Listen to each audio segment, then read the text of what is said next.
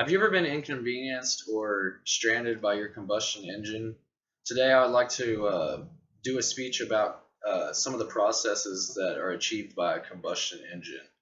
Um, I've been around mechanics and machinery my whole life, so over the years, I've learned quite a few things about machinery and any types of combustion engines, basically.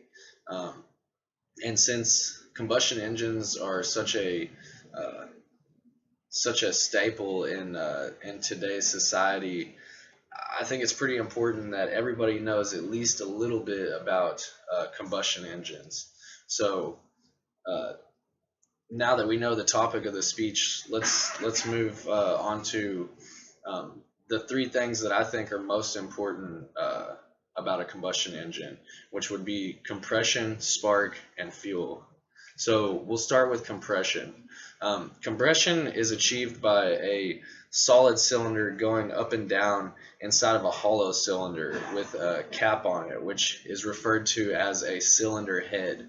Um, Basically, the piston goes up inside the cylinder, and the pressure is achieved by the head being bolted onto the top of the cylinder, so that way the pressure cannot escape.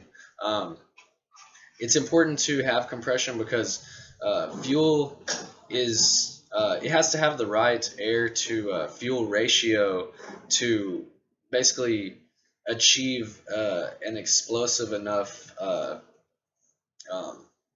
combustion to force the cylinder down or the piston down and to have enough power to basically spin the rear wheels of whatever it is that you're in, or maybe not spinning the wheels, maybe turning the propeller on a plane or a boat or output shaft on a weed eater or a lawnmower.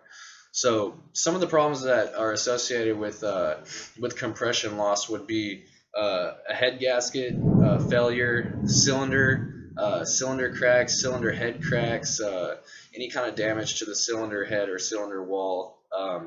Also, other problems would be basically piston ring wear and cylinder wall wear, which just basically happens because of the piston going up and down in the cylinder so many times. They just kind of, the metal on metal kind of just shaves each other down. Um, so now that we've talked about compression, let's talk about what we're compressing, which is fuel.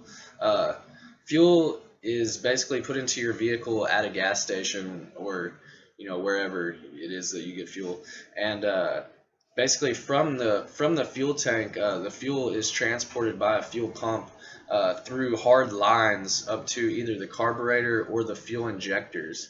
Um, the fuel injectors basically deliver the fuel in an atomized state to the inside of the cylinder so that it can be compressed.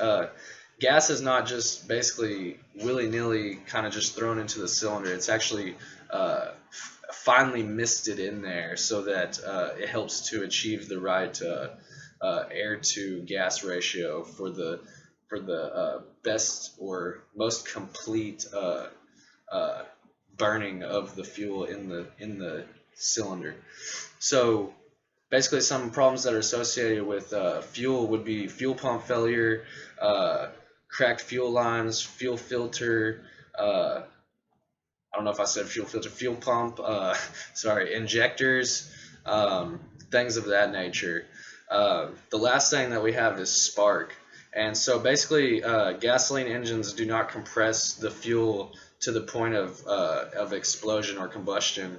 They compress it to a state to where basically another entity can light it and it will spontaneously combust. In this case, it's usually a spark plug.